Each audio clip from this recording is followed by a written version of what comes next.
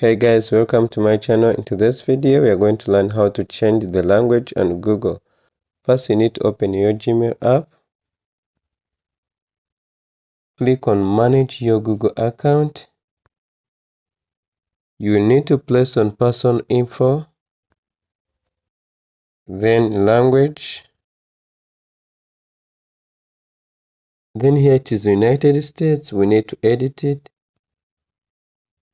Change your primary language. You can choose any. Then let me put Français of Canada. Then click save. Then it is now in French of Canada. So guys, if you like this video, press the like button and subscribe. See you in the next one.